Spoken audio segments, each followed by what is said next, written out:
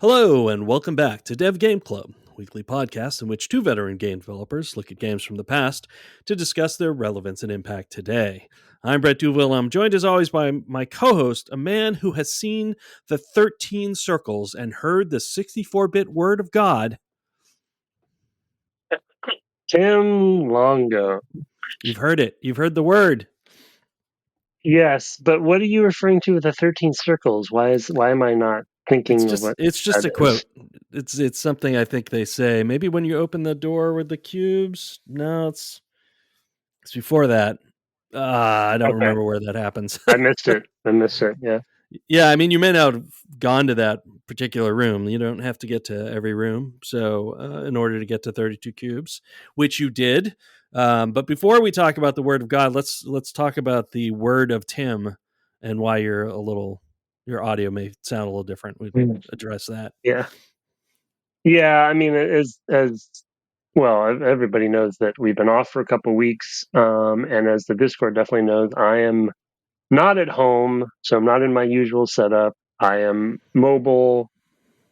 And using, I didn't bring any fancy equipment. I just have what I have. And so I'm using, traditional gaming headset mic. So it's probably, well, Brett's going to try to fix the quiet part, but the quality's probably much lower than normal. So you're just going to have to be that way. Otherwise, we just wouldn't be able to record. And we'd have to keep taking a break. I was going to say for another couple of weeks, probably. So everything's fine. It's all fine. But yeah, if there's any audio quality drop, don't at me. Don't email me. We know it'll get back to normal before too long. So don't worry about it.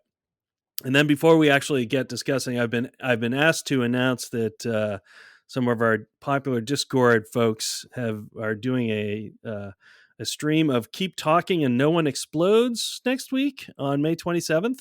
You can come by on Discord. That's Kaon and Calamity Nolan. I don't have their Twitch handles in front of me, but come to the Discord. Another good reason to come look. There's an invite in the show notes. I think Kaon's just Kaon on Kaeon, and I think it's Calamity Nolan as well for his handle on Twitch. I'll look, but I think it's just those are both correct. Yeah. So, yep. So come check those out. I don't know that it's for any particular cause or anything like that. And I don't know that game. I mean, I know it's basically a 2-player maybe communication game where you have to sort of, each person has to tell the other what to do ? I think that's basically what sort of game it is, right? Have you played it or seen it? I mean, it's I would call it in the space. What's it called? Space Team. Space Team, yeah. It's in the Space Team genre, but VR. Space Team, I would say, created a genre to some degree. I have done my duty here to let folks know. Go check that out. Let's talk Fez. So, we'll get into the details, but I think the big thing we should talk about is getting to 32 cubes. And we can talk a little bit about the confusion around that because there was some confusion, and being able to open a special 32 cube door, which leads to some surprising things. I'll just say we are going to be spoiling things in this, what is it, 10 plus year old game. So if that's not to your liking, then maybe come back and listen to this another time. And I just can't call it out every time we're going to do it because we don't know when it's going to happen, but consider yourself warned. Anyway, so first, the confusion. I was like, I've been waiting and hoping you would get to 32 cubes because I didn't want to tell you, I didn't want to oversell it. I just want to say, I think something kind of cool happens. That's kind of I've been underselling it a little bit. But you almost oversold it because I was like, there's no way that when you or anybody tells me that a video game is going to blow my mind, I take that very seriously. And so I was like, yeah, I think it's very unlikely that this game is going to blow my mind, just so you know, going into it. So I think you appropriately downplayed it. but almost too much in that it did blow my mind. I Yeah. was like, oh, okay, I didn't think it could, but I was like, oh. And I specifically mean, yeah, and just to echo what Brett was saying on the spoiler part, for anyone who has not played this game and plans to play this game someday, even though it's 10 years old, and I think Brett did a really good job at not telling me too much, I think it is critical that you do not listen to this episode because we're going Yeah. to talk about, in moments, we're going to talk about something that is, I believe, very significant to enjoyment of this game if you get 32 cubes and go through the door. Yeah. But if you knew going in, I think it totally changes the impact. All right. I Yeah. think we have sufficiently warned. Um, Well, the first part is that, of course, you didn't realize that it could be any 32 cubes, which is Yeah. a I big mean, thing. Yeah, going back and reading your text, I understand what you're trying to tell me, but I was more focused on the language message than the adding up the math on. I thought you were just telling me how many cubes you had at yeah, that yeah. time or something. You You didn't didn't, add. I was like, so, oh, I've got right. 28 normal ones and then four anti cubes, Yeah. and I Yeah, should exactly. I should have said, and that makes 32, Tim. No, I don't know why. I think I had it so, in retrospect. Well, because, I think you knew what you were saying by that, Yeah, right. but Yeah, I had it very ingrained in my head. And I think this is interesting. It's a small comment on the game in that the way that they present it to you, my impression is that when they say a number of cubes, it is the yellow cubes they're talking about. Like the right. anti-cubes are kind of presented in a very, very, very special, like, oh, these are hard. These are like a different thing. Don't worry about those unless you want to do them. But the fact that they can be critical path if you want them to be was to me, in a kind of a lucky way. I'm glad I didn't understand your text or read it well because it was a surprise to me. Because I got my 30-second cube was an anti-cube, and it was in fact the QR code anti-cube, Yeah. which was even more hilarious. Which was funny because when you use the QR code, unfortunately, Google brings up a bunch of related searches to it. Oh, does So it? it almost sort of spoiled a couple things because without me even intending, because it pulled up that thing for the QR code, that link, but then I saw a list of other searches people have done that were similar. So I was like, oh, here's the clock tower, blah blah blah, Oh, and I was right. like, Yeah. ah, crap. Um, Yeah. I mean, mine.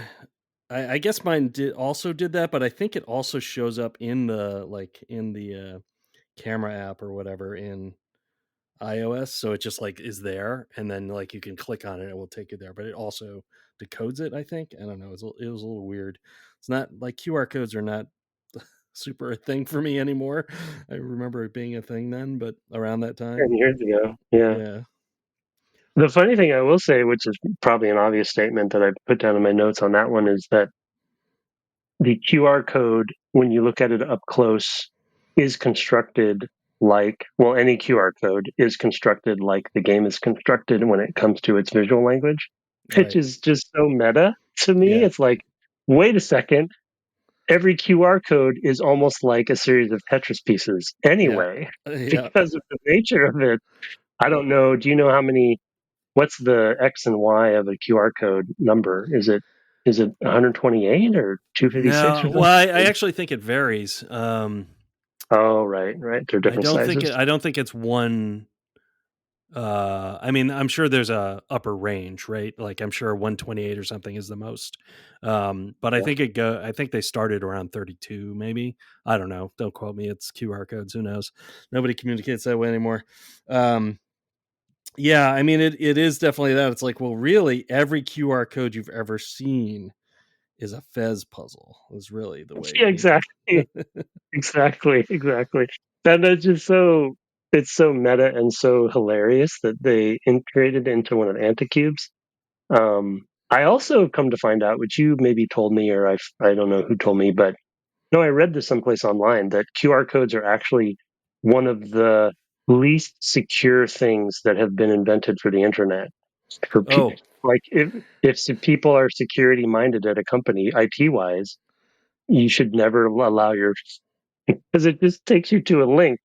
And that link could go anywhere, you know. Yeah, yeah. Oh yeah. Um, You so- should not just like randomly be scanning QR codes out in the world. That is definitely true. Yeah, yeah, yeah. right, but that was like their whole shtick, you know. Yeah. Which when I did this one in the game, I was because of its subversion theme, I was kind of side eyeing it for a second because I was like, should I do this? I mean, I have to, but if it did something wacky, I wouldn't put it past them. So Yeah.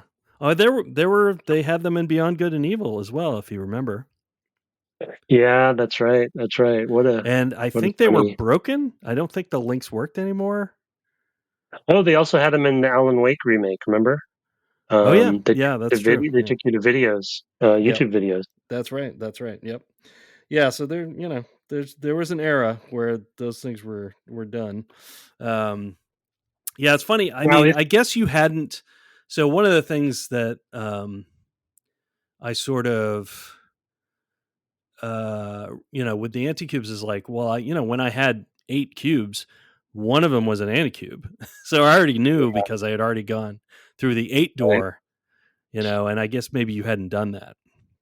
I think I just didn't do the math. You know, obviously, because I think I only had one anti-cube for a long time. Yeah. Um, for the first few doors, and then I got more after that. So it was just the nature of me being dumb and not doing the math. Yeah. Okay. So Well, yeah, uh, yeah. I so think we I got you would have through the liked to door. been. What's that? No, go ahead. I said, well, we got you through the door, and what? How would you describe what happens next? I have my own analogy, but what what did you think of when you finally went through the 32 door? I mean, I don't know. Like to be honest, I'd have to rewatch it. But I mean, so basically, it's I don't remember the exact order of things because I was just kind of taking it in. It only happened the other night, and I still have a hard time remembering the ordering. But you like it's a cut. You know, a lot of it is a cutscene. There is a playable level portion that's really fascinating where you find this Stargate thing. Yeah. And I definitely would like to hear your interpretation of a lot of this. But to a large degree, it's like the end of 2001. Yep. It's like it's like it's That's the like one I have. okay, is Yeah. that okay? Good, good. We're on the same page. We both saw that together a few years ago, many years ago, actually. Anyway, yeah. So it's like yeah, you're. I guess it's yeah, what was the theme even in 2001? Because that was like a rebirth, right? Theme in that. Well, it Um, was him kind of entering the star thing, the star child or whatever. Because later, the next movie, it's like a baby in there. Um, but I mean, it's basically he touches the the thing, and it's sort of the next level of evolution for humans. I think is the yeah, thing you're supposed to think. Which takes him into this kind of place beyond time and space. David Bowman, which I think is sort of what's meant to be indicated here as well. In some ways, is like, okay, you're seeing through the veil, right? I mean, you've been seeing through the veil the whole game, and now it's like, but it goes deeper, and it's to really entice you to the new game plus. I think of like, oh man, it's only just begun. I think is really the sort of feeling you're supposed to have from it. Much in the way I think that 2001 is meant to do the same thing, right? Because it echoes the beginning of that film where you have and the same thing here. It echoes the beginning of the game where you have this moment where you see where in the case of 2001 the apes evolve, right? These apes learn how to use tools, right. and that allows them to dominate the other apes around them, and eventually become human. And then same thing here is that Gomez at the beginning of the game has seen like, oh, the world is not what I thought it was. It's not flat, it's actually three-dimensional. And this is like at the end of the game, like, oh, the world is actually much more rich than I thought. I guess is the sort of way I would put that. In the same way, I think Yeah, Dave Bowman does in 2001. yeah, you're right. Yeah, that's a good because they're the funny thing about the game that happens in the beginning, and then there's a reboot then too, I think, right? So there's like the Yes, game reboots and kind of corrupts 3 or 4 times throughout yeah, that whole process. that's right. If you from the beginning of the game to the end of the 32 cube sequence. Um, and it's the kind of game where it's like, how does it up the ante for you, right, each time to make you feel like something has evolved? And the first one, which we've talked about, obviously going from 2D, a square to a cube, is like a great evolution because everyone really understands that, and then you can pivot the world, and it's like mind blown first one. But then here it's like, okay, so they did this sort of 2001 psychedelic approach, which for me, like, it was very cool, very well executed, very cerebral and metaphysical and all this kind of stuff. And so I was really appreciative of it. Unskippable. It's, most of it is a cutscene. There was a side of me at times where I was like, they're just fooling around. They're just having what what cool psychedelic effect can we do in our engine? Let's Right. do that, right? Now, I would hope that every sequence has a meaning to them. Like, for instance, there's one where it's hard to describe, and really the whole thing's hard to describe. So, if you want to experience it, you should play the game. And if you're listening to this, means you didn't listen to us earlier because you've now spoiled it for yourself. But for those who have played it and seen the sequence, the one where they had the cube, and then a corner of the cube is cut out, and there's a endless spiral that it goes down, and the camera kind of goes, the one I'm talking about, where it goes Yeah, into yeah. the corner of this cube, and then Sort of looks the like Super corner of Hexagon.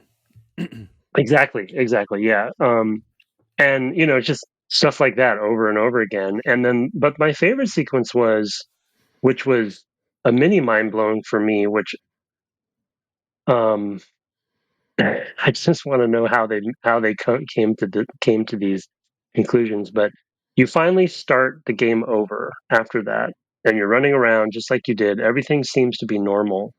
It's the opening town, and it's still 2 dimensional, so you can't rotate yet, and all this. And you're talking to people; they say the same stuff. Um, and then the world starts de-resing, Right. going lower and lower res, and the music and the audio design, brilliant, does the same, and you kind of have discordant, this discordant music happening, and then everything gets, smaller and smaller number of pixels, including Gomez, and then for me at least, the brilliant moment, which I just could not believe, this game is really astounding, is that when the pixels get down to basically they're going almost like the game is going back through the eras of video game bit numbers, Yeah. bit whatever, and so Yep. Yeah. they get to Atari 2600, which is what, 8 bit, 8 4 bit. bit? Yep. No, that's 4 Hmm. bit. Oh, Oh, that's is 8 it? bit. Okay. Yeah. Yeah. Yeah. Yeah. I think you're right. Oh, Yep. because NES is 8 bit, right? So Yeah. that's NES is 8. Yeah. So Atari would be 4. basically adventure, right? Like Yep. the Atari game. And Gomez is just one cube of 4 pixels essentially, and then the Fez is one giant red pixel, Yeah. which is the loading, like the red square has been throughout the game, and Yeah. that is the Fez Yeah.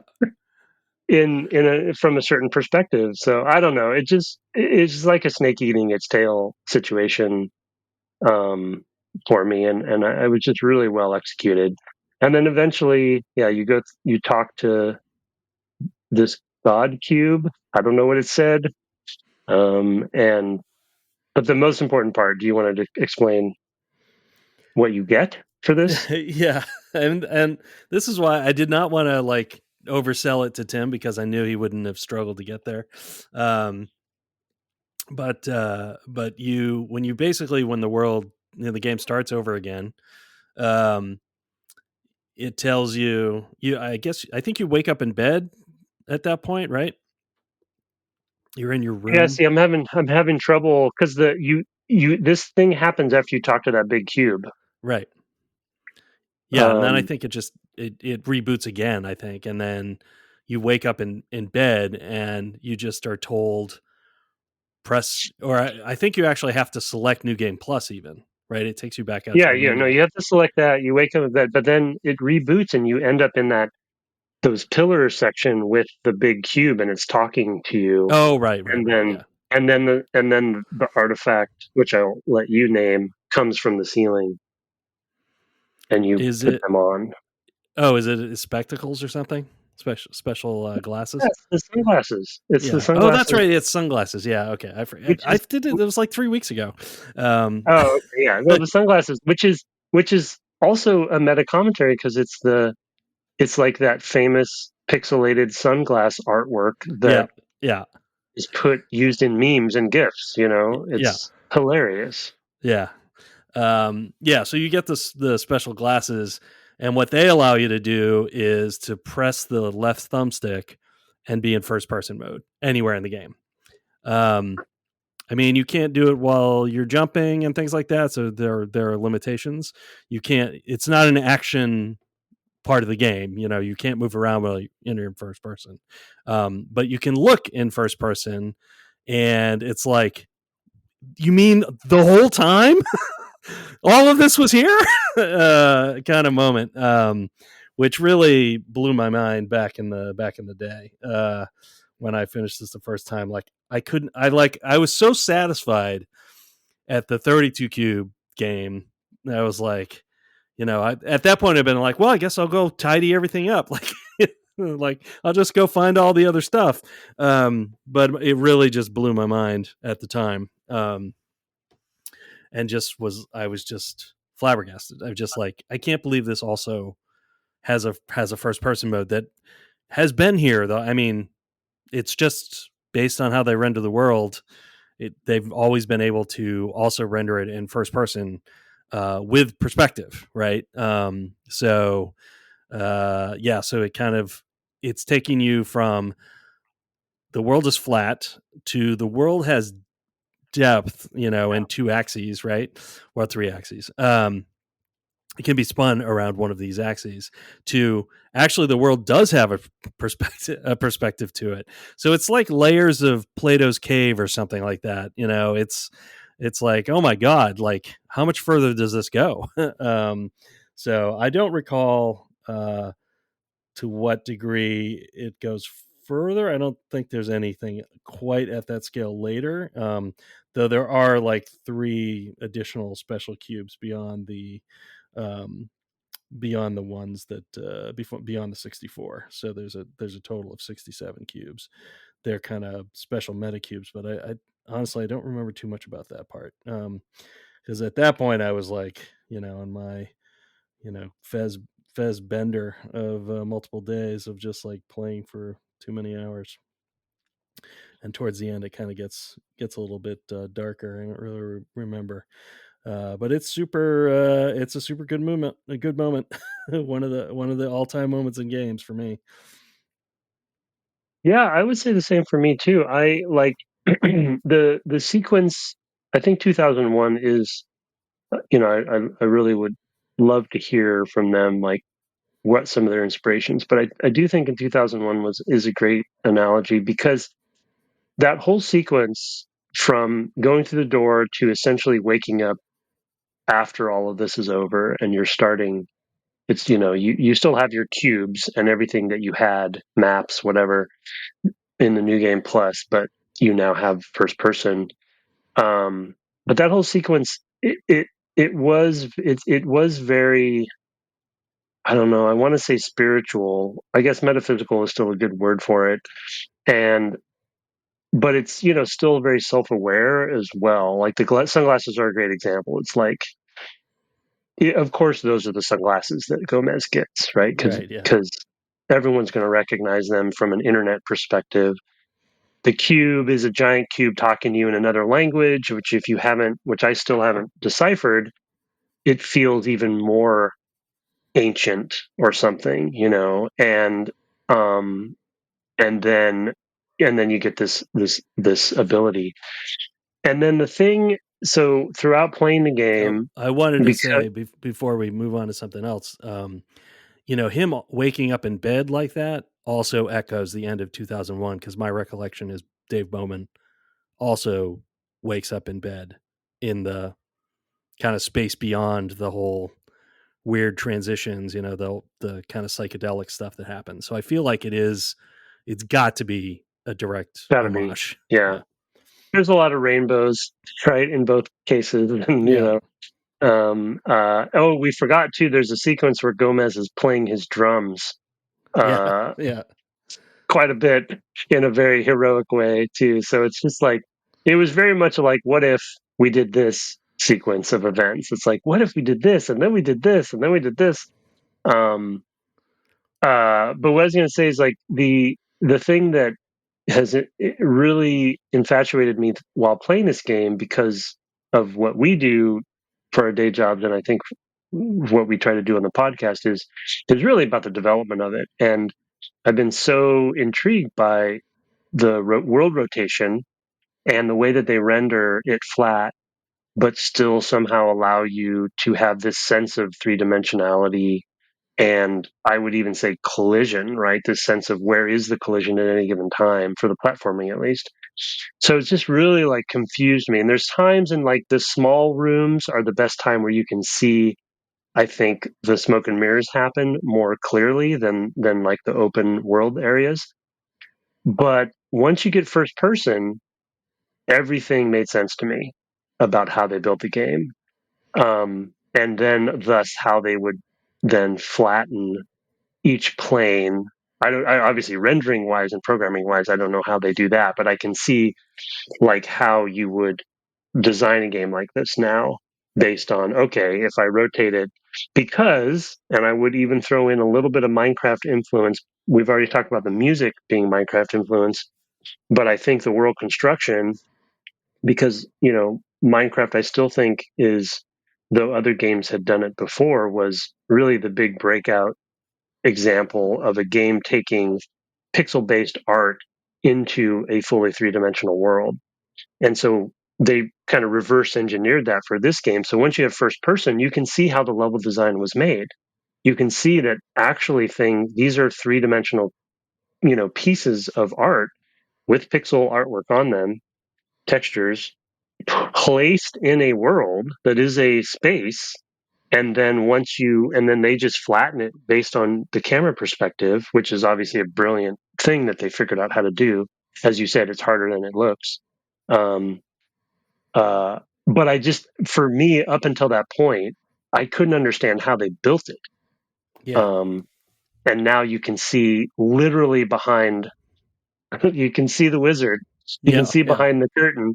And we debated in pre-show, like, was first person mode always intended to be the reward for New Game Plus, or did it come organically out of, oh, we have this ability because the worlds are actually 3D? So why don't we give that to them? Like those sorts of decisions are interesting to me because in game development, sometimes they come up organically and are not planned. What if they had intended the game to be a 32, like the ending was the ending we saw, but they're like, we can go further. What should we do? They're like, wait a second, we could show them the whole world, and then they Yeah. started building around that. So it'd be really interesting to know that. I, But I think because yeah. it's a game about perceiving things, that this was always planned. That this was part of the development of the game was this because, like you said, I think you actually, especially for some of I think it might even be the case that for some of the yellow cube puzzles, like they're easier to get in um in first person mode. That might not be true. I'd have to go find the four that I didn't find of the yellow cubes, or the I don't know however many bits pieces that are out there. I don't know if what I have left to find is just the big cubes or if there's like the other ones with the multiple Hmm. pieces. But So but my suspicion is they they knew they were going to be doing it this way. That's my Well, suspicion. yeah, yeah, yeah. Well, and I think it's totally good suspicion, and I wouldn't be surprised if that were the case. But what I'm saying is that they still could have made that decision during, well, say pre-production or midway through the project, and they still could have Yeah, made those puzzles easier to once they had it right. They could have improved some of the previously existing puzzles or added some in, taken some out, added some in. Oh, now we have first person mode. Let's put some yellow cube puzzles in that are, you know what I mean? So yeah, it yeah, just depends on when they made the call. But if they did have it from the beginning, then because it's like there are times when the reason that it the reason I even thought that it might have been something that came up mid development is there are times when you can tell it's a little bit under implemented because mm, you can clip the camera through things. You can get it. You know, immediately, obviously, I went into QA mode with yeah, it. I was like, what can I break? You know, you can clip it through things, and you can see some things that I don't think you're supposed to see. So it's like it feels almost like a debug mode that they made real. But even if that's the case, that's another meta commentary because debug modes are important to game development anyway. So right. it just works on it's what regardless of how it came to pass, it works on every level. Like it's a brilliant master class in mind blowing, blowing the player's mind. Which, like I said at the beginning, when Brett said you use the word, it'll blow your mind or it blew your mind. um, that is very, very, very rare for me these days, um, especially for a game that's been out this long. Not knowing that, I guess I got to hand it to the internet somehow because I didn't know. It didn't get leaked to me. Yeah, I So mean, I think very it's pretty gratifying. surprising when, well, I mean, an indie game maybe, especially something like this that kind of comes out and has this kind of moment in the sun, and then, it's not something that I think still is in the forefront of many people's minds. So it's easy for it to kind of get lost, and so if at the beginning people are like, let's keep the secrets, then you're not gonna just hear about them later because there's just no opportunity unless you go looking, right? So um Yeah. I think that's also true of what I was going to mention, like I think that the at the t- so a good counterexample, I guess, is what I would say is the whole thing with Assassin's Creed was, I couldn't believe the original Assassin's Creed was, I couldn't believe they had entirely, through all the marketing, all of it was like, you're playing this assassin in the Middle Ages, Dark Ages, whatever it was. I guess it's like 11th or 12th century. I don't remember exactly. So you're playing this character, like, and that was the whole, like the whole thing. Nobody was talking about the whole fact that, oh, and there's a framing story that ties all this together that's set in the present, and like there's this special device you're going into to be the assassin, right? And that was such a mind-blowing thing to me at the time. I was like, I can't believe they kept the lid on this, and kept the secret, and it solved so many problems for them, but it is not something that was hidden from you in the intervening whatever 15 years or whatever it is. I don't remember exactly when that game came out, but something like that. It was something that eventually made its way to you, that there's a present time story and and all the historical eras. I assume you know that Yeah. about Assassin's Creed. Yeah. What? You just spoiled that for No, no. Well, I mean, the two, yeah, I mean, I think it's a good counterpoint or a counterexample because it it relates to the series we're doing because that is a franchise built by a big publisher who Right. has way different goals than an indie game development studio has. And obviously one simple fact is they made a bunch of sequels that all have the same conceit. So, Right. that's going to get less and less important to keep it quiet. But one thing I will say is that I do remember the marketing for the original game. There were times when people were being interviewed for the game and they alluded to something that was a secret that they couldn't talk about until somebody plays the game. So they were actually teasing it in the marketing Oh that yeah, there that's true. was something. Yeah. They just didn't talk about it. But in Fez's case, they never they never alluded to something like this. Yeah. Really, the illusion, the things that they would mention was the mind blowing aspect of rotating the world to begin with. Yeah. It's like the initial mind blowing thing was so cool on its own that people were probably satisfied with that. They're like, "Oh, that's amazing!" Not even thinking there could be another thing. Yeah. So it's like it's yeah. I can't think of another example.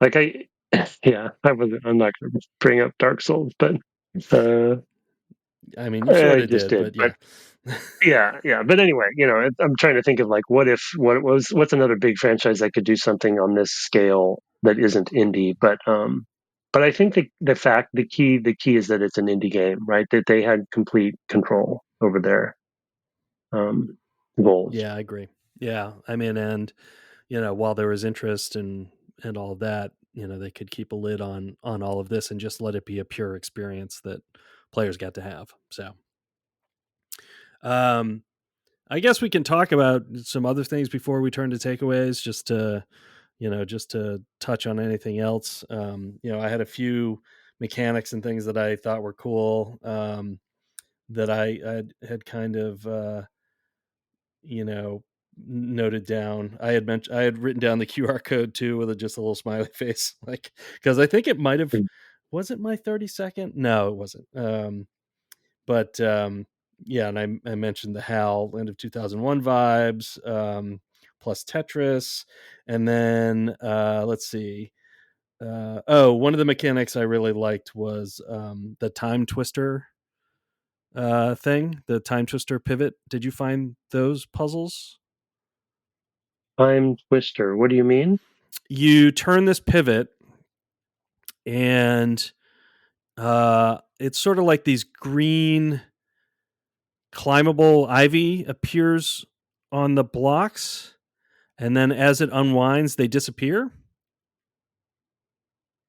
Oh yeah. Where you're basically winding up a thing that's counting down. Right, exactly. Yeah, Right. yeah. Yeah. That was cool. Yeah. I think they're called time twister pivots because you're rolling time back to when there was ivy there or something, or maybe forward. I'm not sure how it's what about it makes it time. But it is a timing thing, and I did like that, because it takes you on kind of surprising paths through the level, because you're like, oh, and you're like, wow, I'll never get there. I was like, well, duh, I don't have to cross that whole huge space horizontally. I can just rotate the camera and now I'm at the next corner, which is really, really cool. You just kind of have to like pay attention to where the entrance and exit is to the face of the plane that you're on, to make it go fast. Because I remember the first time I did that, having going and like starting climbing and thinking like a normal platformer and being like, I'm never gonna make it all that way,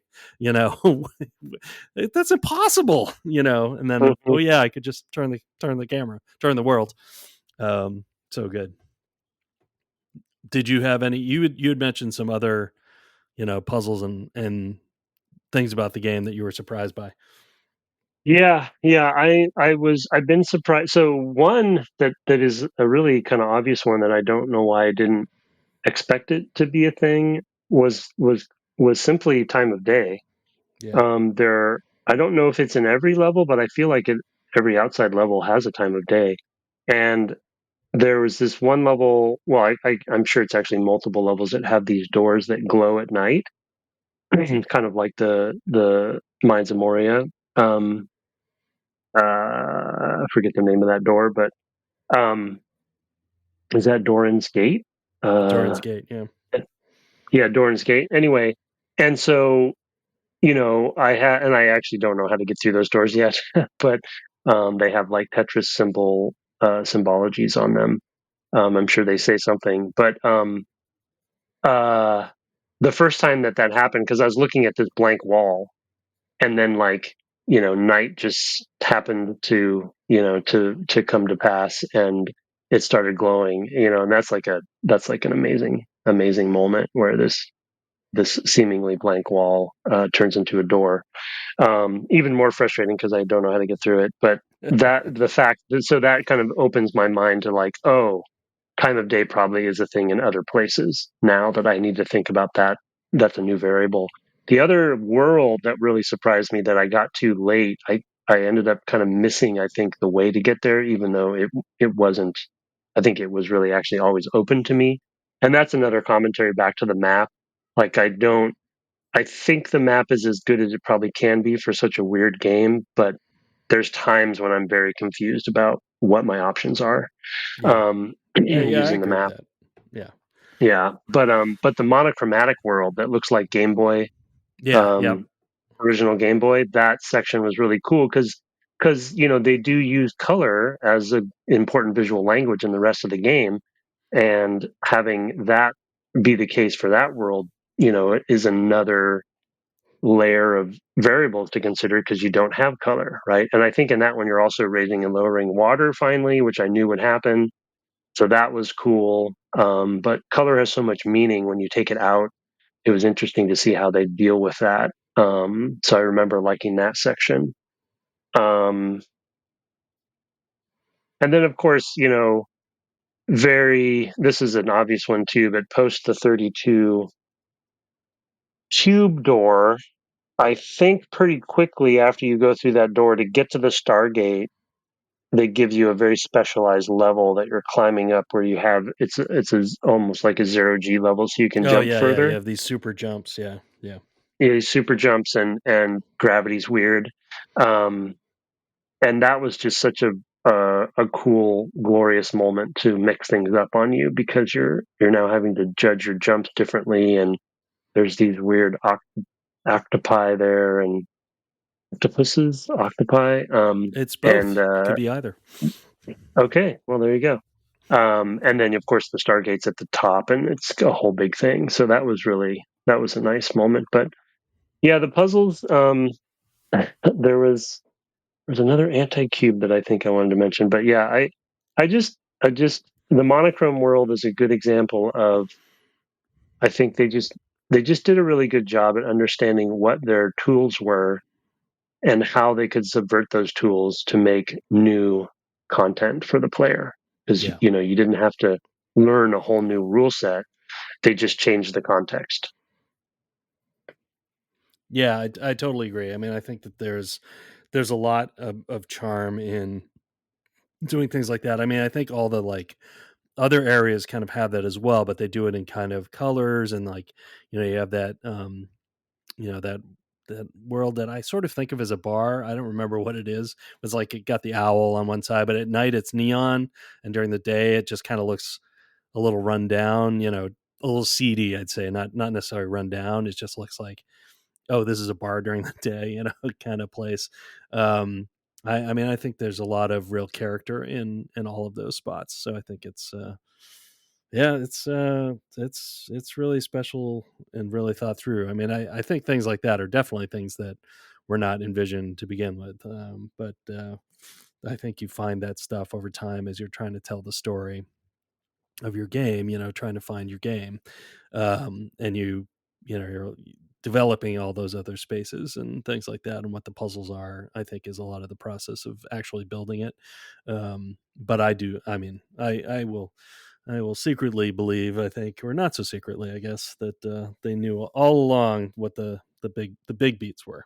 So, um, but yeah, it's super cool game. It is one of the greats in my opinion, and part of it is like that moment of going through, or Mhm. coming to, and having that like, oh my god, and I can do this now, because not to spoil any particular puzzle, but being able to see in first person um, makes certain I think it's mostly anti-cubes that you really need it for, but it makes some of the deciphering of the language a little easier of um, determining what some of the images in on walls and things are, because you can see them more clearly. They're not kind of small and in the background. You can kind of go and be looking right at them and see exactly what, you see very clearly what you're looking at. Which, there were definitely times when I was trying to get to the 30-second cube where I was like, well, I know that, because I've played it before, I know that those maps mean something, but they're so small. Like, they're hard for me to read, and then I'm thinking in the back of my mind, it's like, it's because you're not supposed to do those yet. Like, don't cheat and go do those, because I still have some of my notes. I took some notes in the same notebook here. um I've got all kinds of weird notes in here. I've got some stuff from when I worked on 60-second shooter prime as well. Like, oh, here's how I'll do this thing. And as well as notes for other games I've played that are kind of puzzly. And I've got translations of things in here, and all of that stuff. So it is something. It is something. I've got I've got the number system here, and me figuring out the alphabet is here as well. Mm.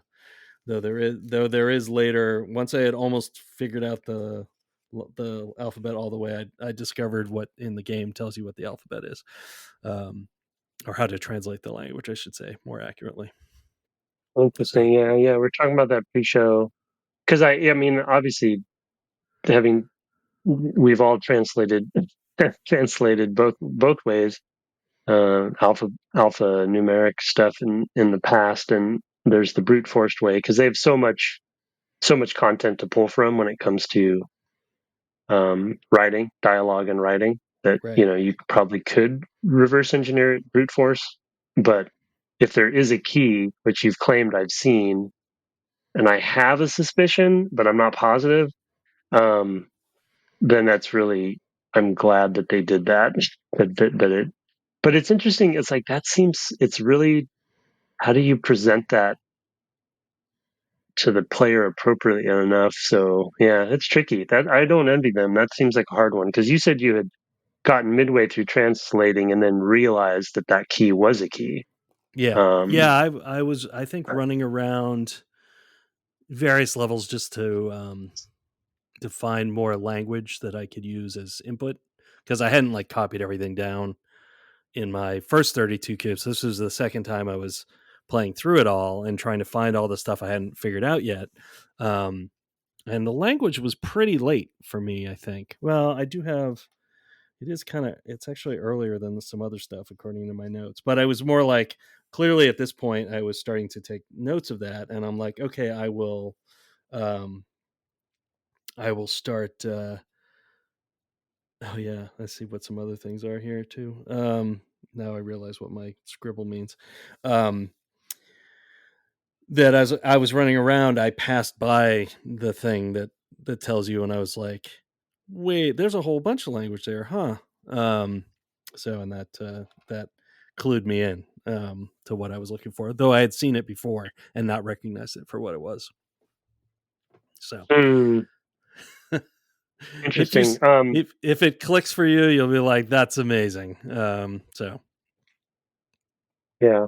Well, the problem with me and stuff like this, which I think we probably talked about with other adventure games we played, I convince myself that I know what it is. This probably happened to um, Mist, for me multiple times. Or I'm convinced that this is that I know I'm on the right track, and it's just not, and I just yeah, beat my head against the wall on it, and then never solve it. The other note that I have down here that I don't think you would bring up, based on history, that is a small thing but important to me, is that I actually am also kind of intrigued and surprised about what I would say how much lore there is in the game. Um, and it's hard to say that it's a narrative of any kind. Maybe you could call it fiction, but there seems to be some history to the world. Like there's some. images on walls, both like hieroglyphics or pictograms, as well as like artwork and things. And like as an example, when I started New Game Plus and was really looking around at the initial um, village, one of the rooms has portraits of people on them, and one of the paintings or maybe they're photographs is of people in this town and people in the other town, like side by side. Mm. And these little tidbits of like, oh, well, they don't live together anymore and they speak a different language. So did they visit each other some point?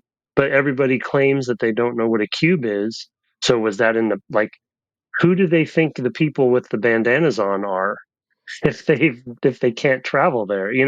It's like, so there's like, maybe it's just a fun thing they added in for no reason and just for fun, or maybe there's actually a story. There seems to be some alien stuff happening. There's octopi around. There's creatures with three eyes. There's a lot of like little mysteries about the lore of the world, which is always good for me. Yeah, I don't care about any of that, but I think there's enough information that goes into puzzles that I probably looked at all of it very carefully back in the day, because you don't always know like where you're going to get more data, that's going to help you solve something. I would say, yeah, I'm curious to see what other um, puzzles you solve, because I feel like, how to put this, I feel like there are a couple of visual language things that open up a lot of puzzles. That's that's what I would say. Um, but Mm, you've gotta interpret the visual language and then know how to apply it. That's what I'll be as vague as possible. So, um, yeah. but there's a lot of that. So I mean, to be I get honest, it I for it. don't know if I will go any further until I translate the language. Yeah. Like that's my next goal before I start digging in again, I think. Okay. So I don't know how I'll do that, but we'll see. Just walk around and observe, I guess. Yeah, Well, let yeah. us observe a tradition of ours, say like how I did that, which is to turn at the end of a series to our takeaways. A few choice bits that we will take away to our development lives, or could take away to our development lives. And as is tradition, sir, I will have you start. Yeah. My first one I've talked a lot about is very obvious, and it's first for a reason because it impacts the other two very heavily, and that is just their seemingly very um, focused goal of subversion throughout the game. That's the best word I've been able to come up with. I don't know if it's the perfect word, but they're subverting expectations. They're subverting the norms in video games, especially puzzle video games.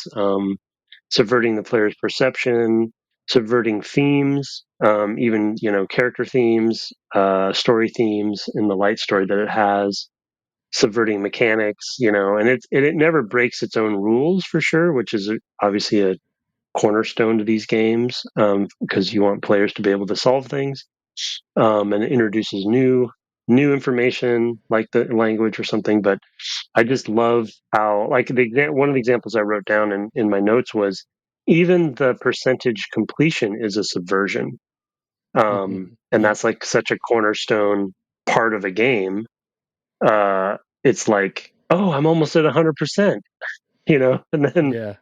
oh, wait, that's only 32 cubes. Oh, okay. So 200% is 64 cubes. Oh, wait, you can get more than 200%, so it's like, aha, it's Hmm. none of your regular rules apply here. So I love that is so pervasive in the game. How about you? Yeah, mine is, I think mine is actually two parts, but my first one I'll split into two, and the first part of it is exploring the consequences of innovation. I feel like this does a really good job of taking this, you know, central conceit of, oh, the world spins on an axis, and finding all the different ways that you can explore that. Some you probably think of right off the bat, like the obvious, like, oh, I can jump, and it's counterintuitive which direction I should turn the world, and just various things like that are like just based around the core mechanic.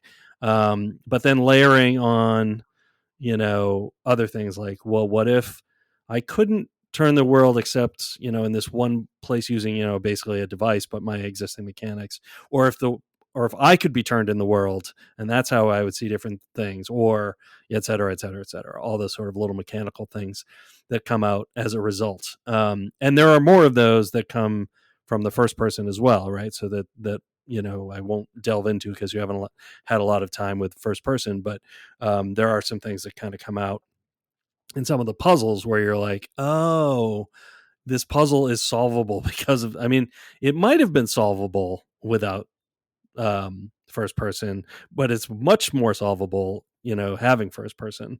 And there's lots of ways that they're exploring those things as well. So just having this, these innovative things that are going on in the world, mostly around the core, turn the world mechanic, and then exploring all of those.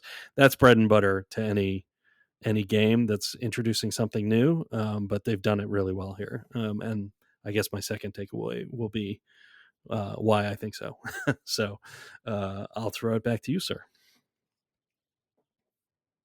Yeah, my second one is we talked a little bit about it in the first episode, but it really now that I've gotten to the 32 cube phase, it's I put it down as kind of taking the classics and reimagining them, but I think it maybe I'll restate it in that they're taking the classics um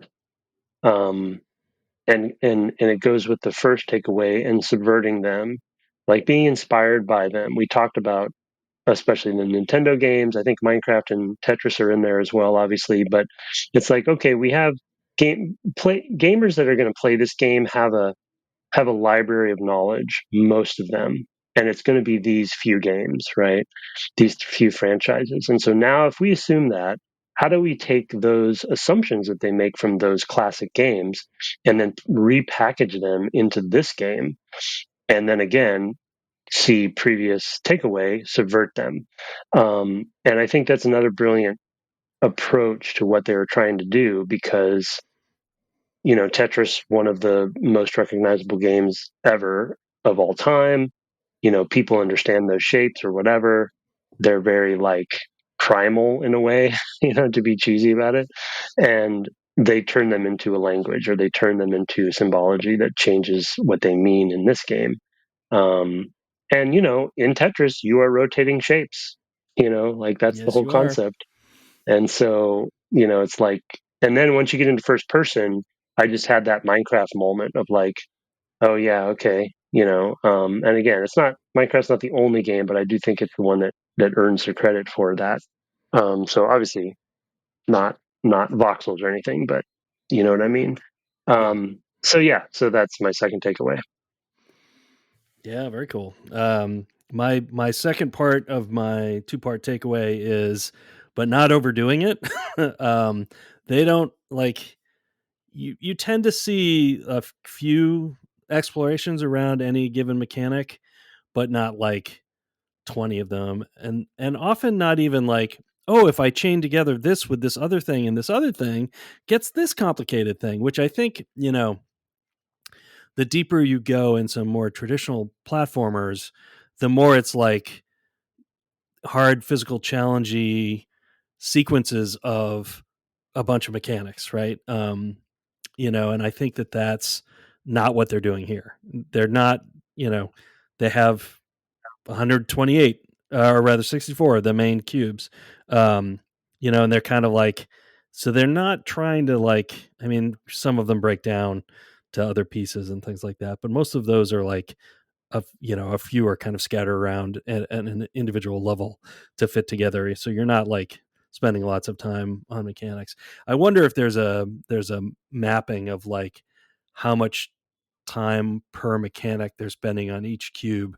Like, is it like there's 2 cubes per mechanic kind of thing or something like that? But I do like that they don't just have level on level or like extended long sequences of chaining together much more complicated versions of the mechanics. I think that that's because they kept their goal to be kind of approachable with the platforming. And typically, when you're extending the use of your mechanics a lot, you're doing that by making the challenge much higher. For example, a sort of pixel perfect platformer. Um, even like a Mario, like the deeper you go in some of the worlds of a Mario game, like the use of the mechanics are getting pretty complex, and they or can be. That's my recollection anyway from the ones we've played. Less so Mario 64, more the 2D ones, I think. Anyway, I just really appreciate that they kind of introduce something new. You might see it in a couple of worlds, but not like now you're going to have to perfectly execute that for all time. It's just kind of like, here's another idea. Oh, cool. That is another idea. And now here's another idea, and I like that in a platformer. Yeah, I wonder how much of that is also due to it being an indie game because there are constraints on number of hours that needed to be Yeah. the game needs to be, and like value for your dollar and all that kind of stuff that larger publishers, you know, And obsess over. XBLA requirements as well, right? So in terms Yeah, of yeah. size. Yeah, it's a very hard thing to do. That takeaway is a very hard thing to accomplish the right balance. The one thing I will say is that it also is, I believe it to be player type. Player type has a big impact on that, right? Because there are those people who don't shy away from the high twitch skill games, but then don't like puzzle games, or vice versa. You know what I mean? Right. So Yeah. it's like the difficulty is at different axes. But yeah, it's they nailed it here, and then take it from us. Like having the right, like being gratified with 32 cube, which I think is very attainable for most players. Um, and then having this sense of, okay, to get to 64 is going to be hard, but I'm willing to try it. Versus somebody putting the game down after an hour or two because it's just too hard or something, versus getting to 32 and saying, oh, there's no way in hell I could go beyond this. Like that's really hard to accomplish. So Yeah. yeah, they did a good job. My last one is really just literally focused around the world rotation, and it's basically forcing players to see games in a new way and remapping their brains. And you mentioned it in this episode. We mentioned in every episode that concept of bringing in your preconceived notions about a platformer and then realizing I have to rethink how a platformer works because I can rotate the world, right? Every time I press left trigger or right trigger, the rules change in every level. And so it's really hard in this day and age to take a genre and have players remap their brain to think differently, because every genre is based on something and based on everyone steals from each other. It's like a platform, their genres exist because of that, right? Like you say platformer, and there's a lineage there. You say Metroidvania, there's a lineage there. You say first person shooter, and like all these preconceived notions come with that. But it's very rare to be able to take a genre and force the player to, you gave that example earlier of like, oh, there's no way I can platform my way over there. But then it's like, actually, it's as easy as pressing a button Yeah. to rotate the world, and then, but you have to think of that, and you Right. don't Yeah. normally have to. Yeah. Yeah, no, that's obviously key to the whole game. So I figured one of us would talk about it. I mean, I'm talking about it in my first point as well, I guess. Um, but yeah, it's a whole it's a whole thing. I mean, it would have been a remarkable game just for that. So, Yeah, it's pretty cool. My third one was just to point out that it's a very lively looking game. One of the things I really appreciate about um, sort of these more modern, you know, games that kind of appear as 2D, even though this one, of course, is 3D. That's the whole point. But this is a game that's very lively in the sense that there are always things moving around on the screen that just add visual interest. So I guess I'm praising the art direction. But I can remember going back quite a ways now, like one of the things that I really appreciated about was it Humongous, right? Who did the Freddy Fishes and the Spy yeah, Fox and all that stuff. It was like those were games that were just fun to look at. Like it was just even if you hadn't figured out what you were supposed to do, on this screen, there was some coral moving around in an interesting way, or something interesting was happening in a Pajama Sam game in the background, at the I don't know, at the in the the weird world behind the closet. Or whatever it might be. And that hadn't always been the case in earlier adventure games, sometimes because of processing power or whatever.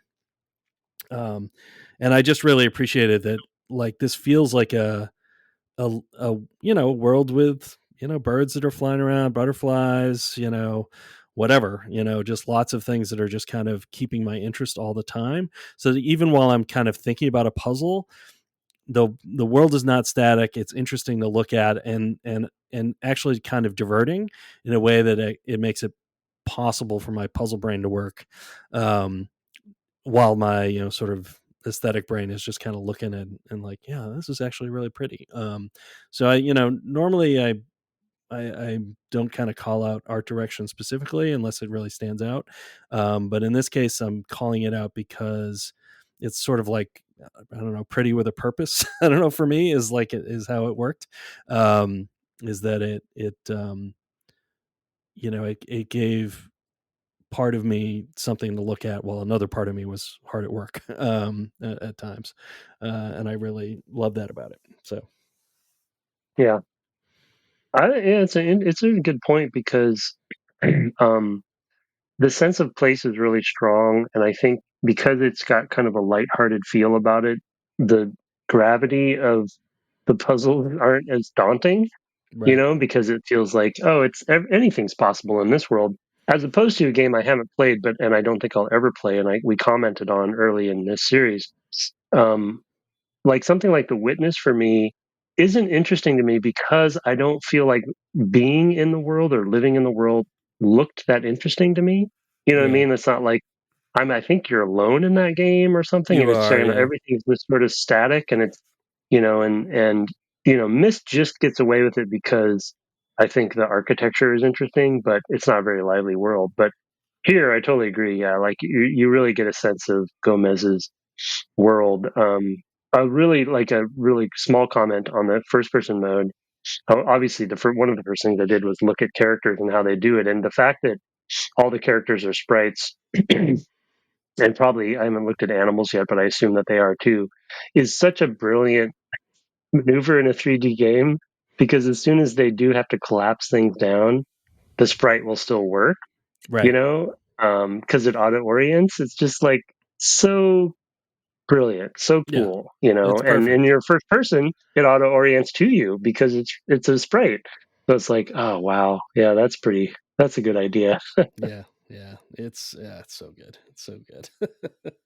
It really is. It's so good. It's so smart. Yeah, very very smart game, and you know, some of those things are definitely choices that they had to figure out along the way. I think definitely the Yeah, art, what it looked like, and um yeah, and I think that they found the right aesthetic for that stuff. So anyway, those are our takeaways.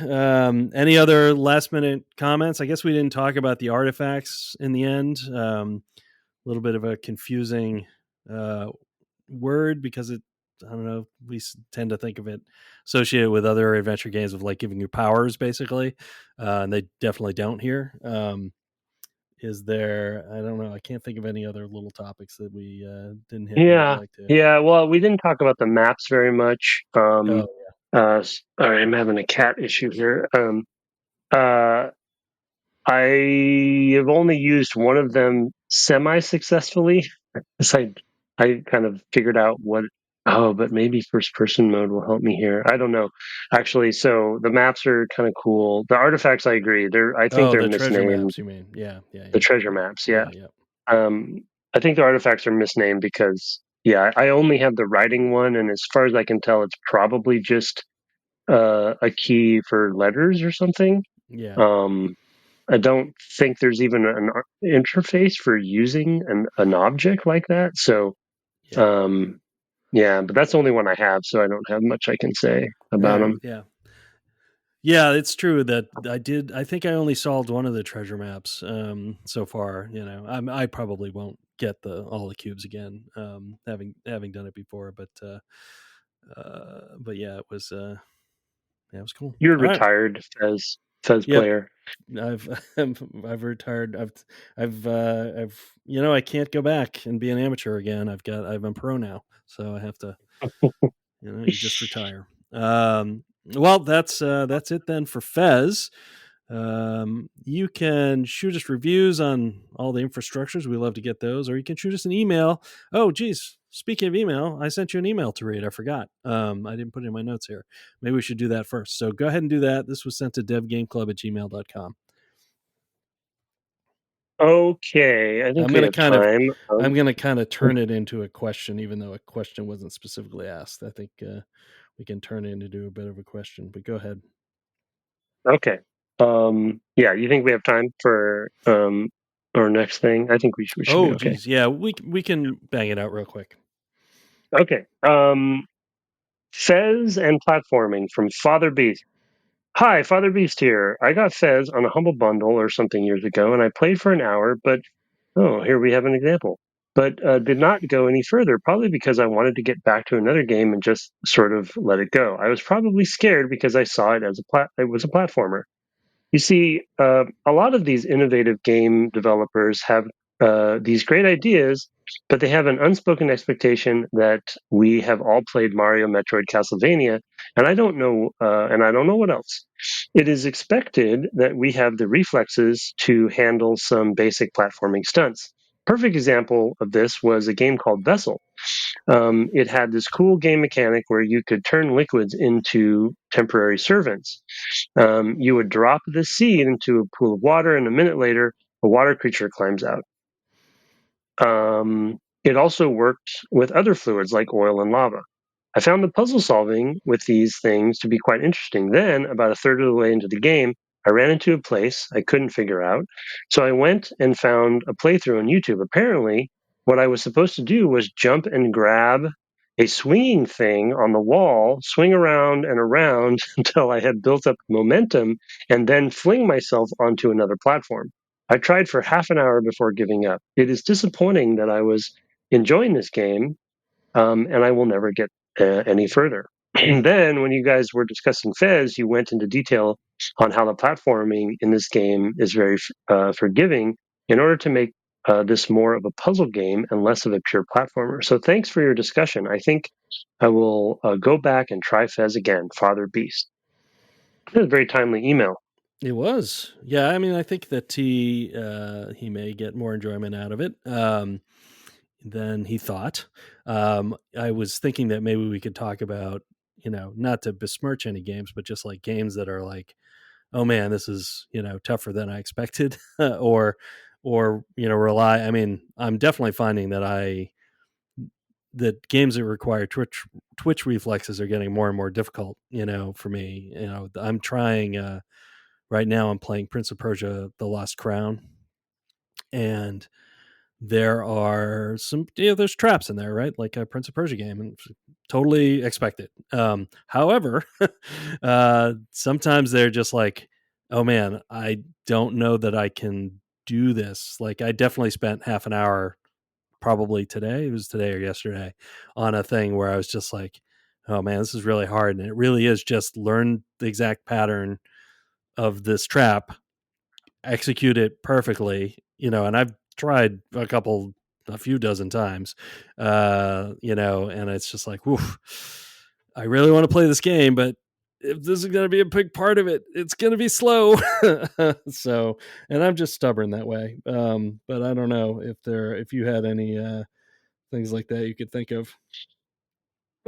No, I've kind of no. I mean, there's plenty of them. I mean, I'm actually stuck in a section like that in Axiom Verge right now. I mean, this hits me all the time because I again, I don't know if it's similar and that it's age thing, or I just game playing time is such a premium that if I feel like the game is, too hard or wasting my time, then I just will often put it down.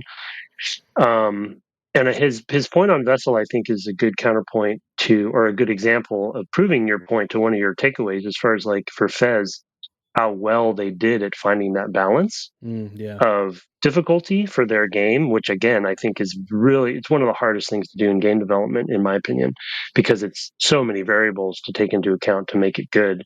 A lot of playtesting, I assume, things like that, to nail it. But as a sort of related counterpoint topic to this whole thing, Hollow Knight. Yeah, I know.